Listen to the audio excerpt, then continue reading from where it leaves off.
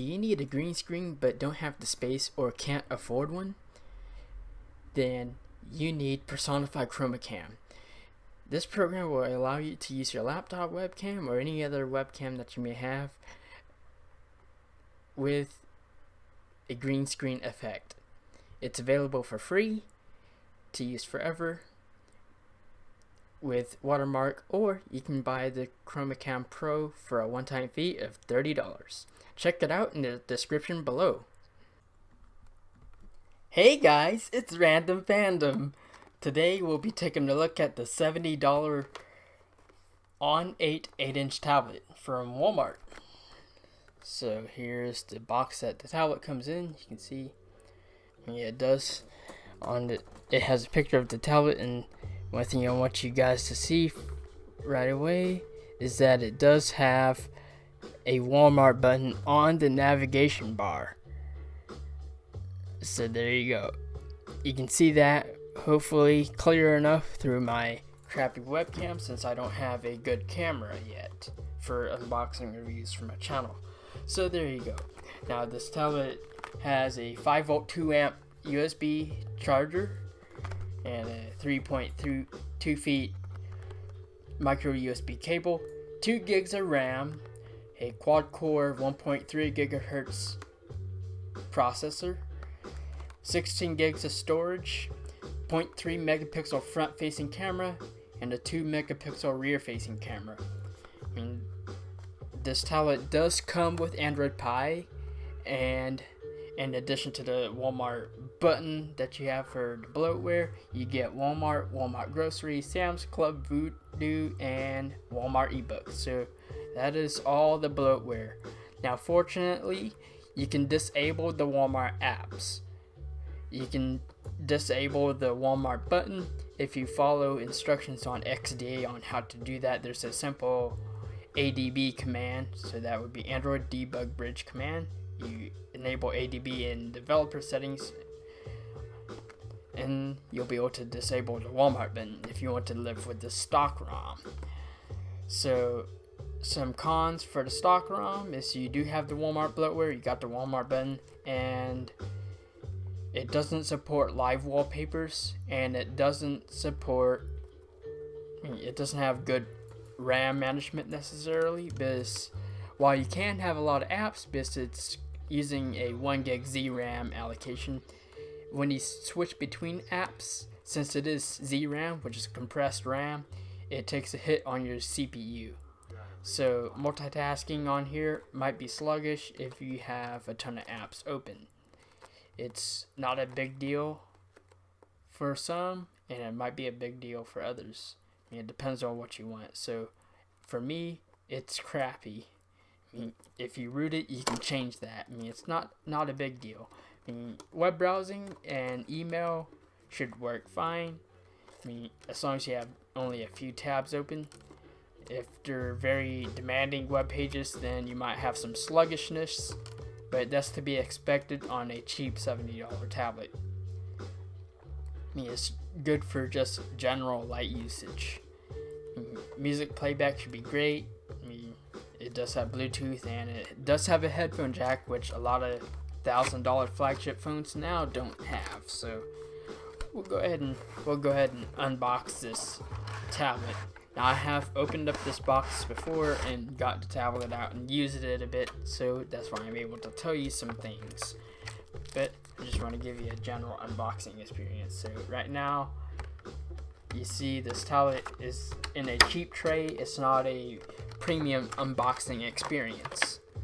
The tablet is basically one of the first things you'll see. It has a plastic sleeve over it.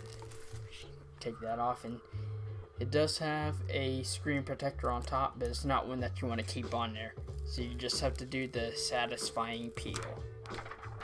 As for the tablet itself, it is built pretty sturdy. It does not have this Random Fandom sticker on the back, but yeah, it has a textured back. I mean, there's only one speaker here, and it's at the bottom. So there you go. There's the micro USB cable. The port, that's where you plug it in. Then you have the headphone jack on top, and the micro SD card slot, so you can expand the storage. So for $30 or so, you can buy one of these chips on Walmart.com. Now here's a hint: if you want to get a faster chip at a cheaper price, go to Walmart.com. Make sure that you select just Walmart.com as the seller, and then you can find this SanDisk Extreme instead of just a Ultra or Ultra Plus, because the Extreme is basically a little better model of their chip, I guess. And you can get A2 performance, which is, that the A is for app performance, so you can use it as a SD card to store your apps, since this tablet only has 16 gigs of storage. Of course, this SD card is at an additional cost to you. It doesn't come with the tablet, so that is that. The camera is on top here and also on the back here, and if you ever do have the tablet freeze up or anything, there is a reset button right below the power button. Right above the power button, you have your volume buttons. So that is the exterior of this tablet. Pretty simple. It's built pretty well. It doesn't feel like it's going to snap or anything. The plastic actually feels good quality plastic. For $70, you cannot expect, glass or metal or anything of that sort. You can expect plastic, but this is a good quality plastic. After the display, it's 1280 by 800, so you can watch HD videos on here. It should be just fine. It is an 8-inch display, so it's not super high res, but it doesn't look like crap either in my eyes. As for crappiness, some people, if you're like so glued to your flagship phone with 1440p displays and all that, then maybe you won't like the display. But as for the display, for me, it's actually seems to be a pretty decent one. Viewing angles are pretty good, so I'll go ahead and turn on the display, and I'm holding this at a nearly 90-degree angle to the camera on my laptop, and you can see that it shows up pretty well. It is a glass display, so it's not plastic. As for what type of glass, I don't know, but that is that. Just like anything, you should try to take care of it, but it's not super fragile and it shouldn't really break on you. You might break the glass if you drop it, but that's just like any other flagship phone, even the $1,000 phones. So there you have it. Now as for me, this tablet runs pretty well. The stock ROM has some nice things about it and some cons about it. The cons, it does have Walmart's bloatware, some not so great RAM management in my opinion, because of the VRAM. It compresses your apps, which means switching between apps may take longer and give you sluggish performance because it is compressing the CPU has to decompress and recompress apps to the RAM. But that is that. This only has 2 gigs of RAM, so having VRAM would let you have more apps open at the cost of CPU performance.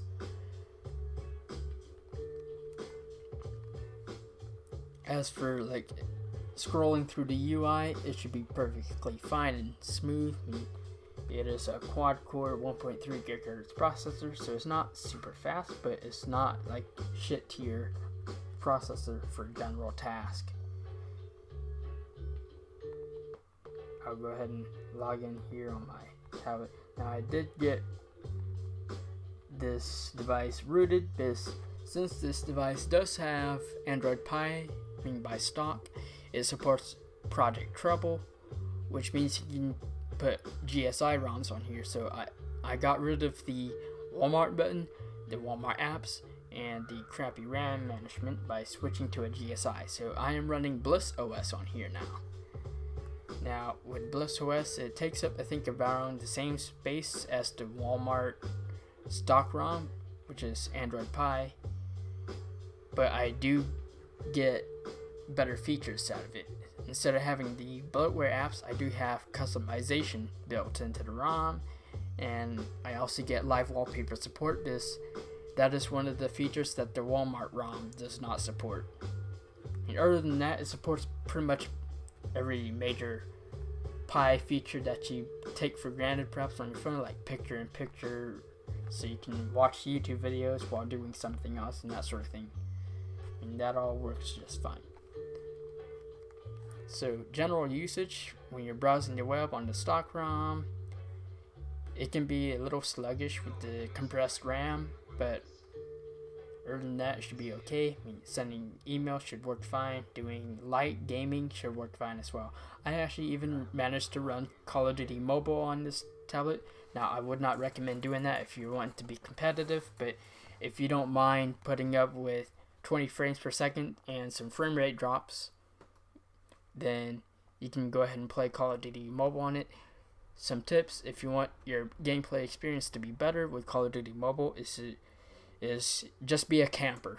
Is running around and trying to turn and aim at people and move around a bunch is going to be a bit laggy. So if you're more stationary, camp someplace where you can see the enemy spawn, maybe you catch them as they're running out. You don't have to move your thumbs as much in order to aim and line your scope up with the enemy, and you can kill them that way, and you can actually come out with a few wins on a whim with a $70 tablet.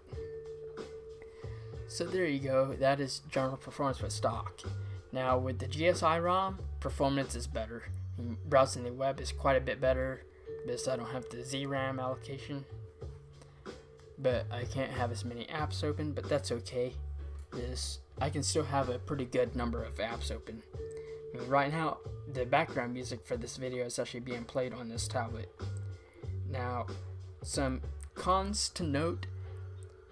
Since this is a cheaper tablet, for some reason, the Wi-Fi, when using it while you're using Bluetooth, the Wi-Fi runs a lot slower.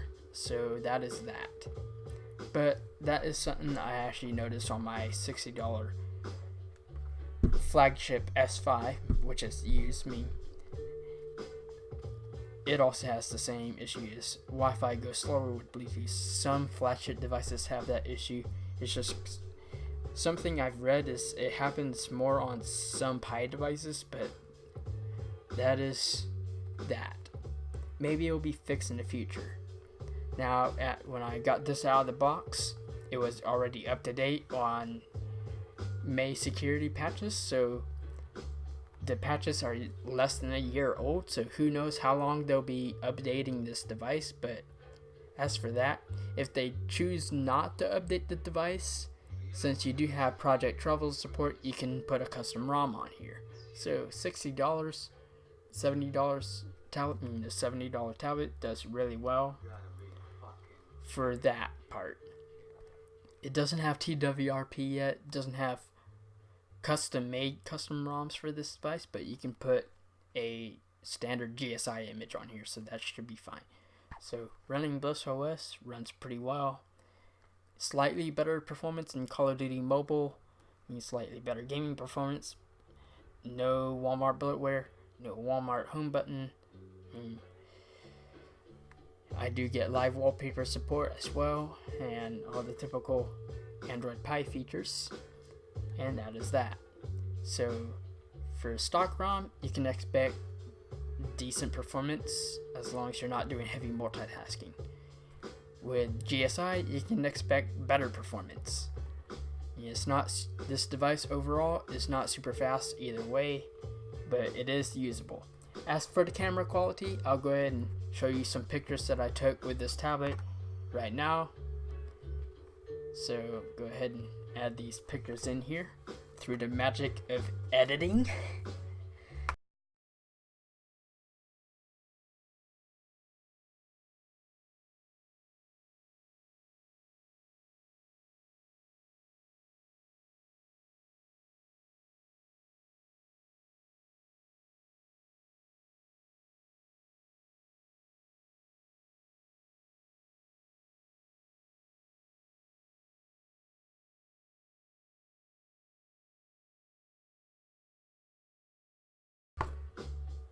Alright, so now that you've seen those pictures, we can now go back to this video. So there you have it. You can see the pictures that I took with this device. You can use those pictures as long as they're well lit. So I should have some pictures of me taking, like pictures of like the box or something. Take pictures of some text so you can see if you can read it or not. And there'll be maybe a few pictures of outside, but yeah. So so you can see how good the camera is. Now, nobody buys a tablet for the camera, but if you're buying this for that and just really want to know, there will be some pictures. Don't expect too much for a camera for $70 on a tablet. Using this tablet for general use just works great. I mean, I've made thumbnails with it. I've listened to music with it. It works fine. As for the battery life, they promise 5.5 hours. So far, the battery life is living up to that expectation, maybe even a little longer. It all depends on your usage, just as anything else. I mean, it's not going to be like super stellar battery life with a 3500 milliamp battery, but it is decent enough. I mean, since the processor is not a super high spec power hungry processor, it should last you a pretty decent while. So my overall thoughts on this tablet is it's pretty well worth it. I mean, the speakers built in don't sound great. I can go ahead and try to play back some audio from this tablet using the stock speakers. If I get logged in here. Okay, come on, keyboard pop up. I mean, sometimes performance can be a little bit sluggish, but that is okay for $70. Okay, there we go. The keyboard popped up. After turning the screen off, turn it back on.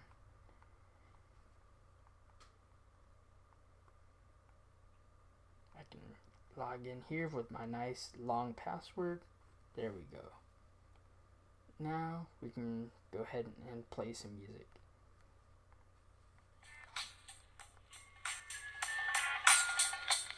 The speakers are pretty loud, but they are tinny.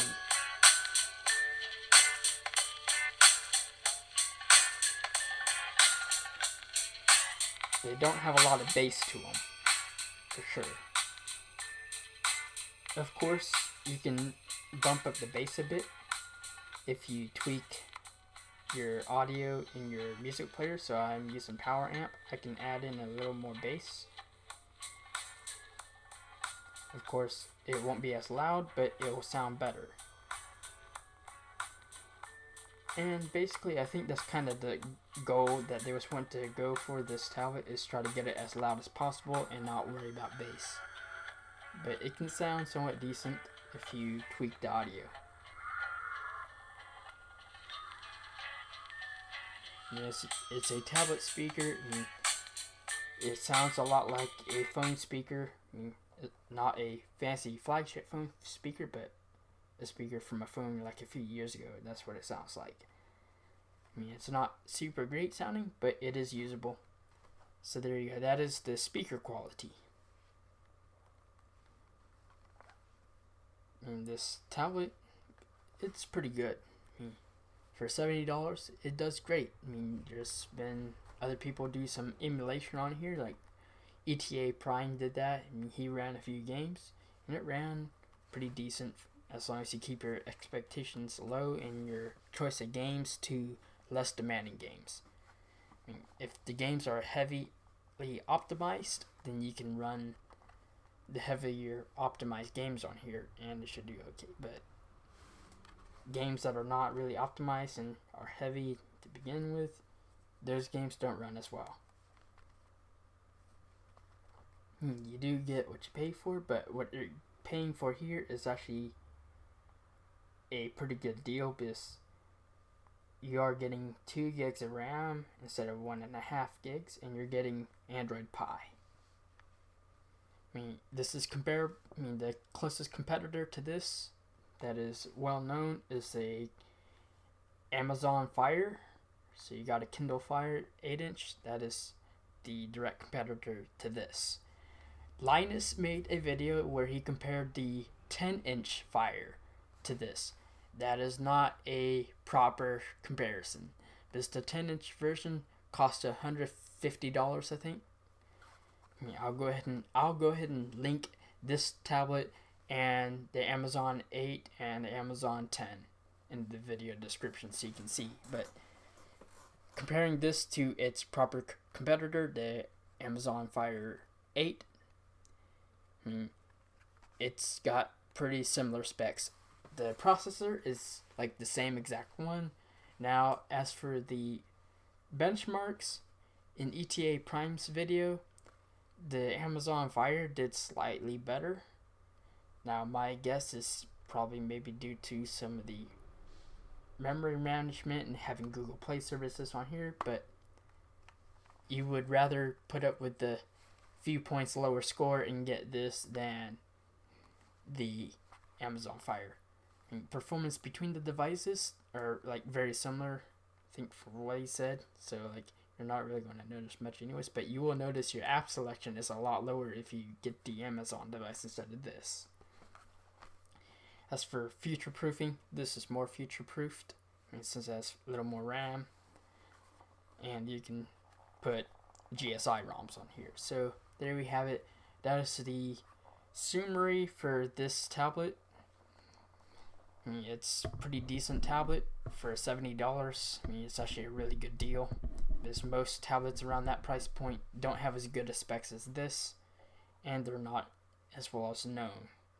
This, you actually bought it from Walmart, you do get like a 15 or 30 day warranty on it, and if you're not happy with it, you can then return it, versus if you go and buy one of those cheap Chinese tablets with similar specs, then you may not even get to return it. And one thing for sure is you probably don't have Android Pie on those. So that is it for this video. Or then one last thing is, you want to take a look at the accessories. You do get the 3.2 feet micro USB cable. It's just a typical standard cable. And then you have the 2 amp charger, which actually happens to look a lot like my Razer phone charger. They're actually very similar in size. The Razer phone one is a little wider and a little taller. As for thickness, they're about the same. The Razer one has my Razer logo on it and all that. And the Walmart one is basically unbranded. It's a clean design. And that's one thing that's kind of nice about this tablet, is it doesn't go above and beyond to try to make everything look like crap. You do have this on here. The on branding and all that. But you can probably remove that by scratching it or something if you really don't want to have the Walmart branding on there. Other than that, pretty clean design. You do have an instruction manual, which basically, since most of you are watching this video, probably came to this video by yourself, you know how to open up an app and that sort of thing and turn on a device. So yeah, the manual doesn't really mean much of anything. It just has basically like warranty information, compliance, safety, compliance information, that sort of stuff. It's not a big deal. Walmart warns this product against defects in material and workmanship 1 year from purchase date. If you want to send this in for repair, you have a warranty duration of 45 days. Now, on Walmart's site, I think it said like 15 or 30 days, so like, yeah, whatever. The warranty is not very long for sure, but this is a cheap device and it seems to be pretty well made, so I would say go ahead and buy one. If you just want to get one of these, make sure you unbox it, make sure everything works, and then after you've decided that, then go ahead and root it and put the custom ROM on there and all that if you want to have better performance. Stock performance is alright, but GSI ROM, it performs quite a bit better. Multitasking is certainly better and all that. So there we have it. Our last thing is we do have a giveaway. Link in the description if you want to try to win this $20 Walmart coupon. I mean, it's good on a purchase of $20.01 or more up to January 31st. So you do have to spend 1 penny. So if you buy a book, if you want to get this coupon and use it, you can pay 1 cent for a $20 1 cent book. And you're getting that book for like almost free. So that is that. You do not have to use the Walmart eBooks app on this tablet. Since it is available from Google Play, I would suspect you can use this code on there as well. And it's sponsored by Rakuten Kobo, which basically, if you don't know, I mean, that was actually there was Kobo tablets before as well. So thanks for watching. Be sure to like and subscribe, and until next time, peace. Whoa, wait a minute. We have one last thing that we want to show off, is that if you do buy one of these tablets, perhaps you want to get a case for it. Well, here's an 8-inch case. There will be a link in the description where you can get this case. These are less than $5. I actually got this for like less than $2, so there you go. That is the last thing I just wanted to bring up. So, thanks for watching. Be sure to like and subscribe, and until next time, peace.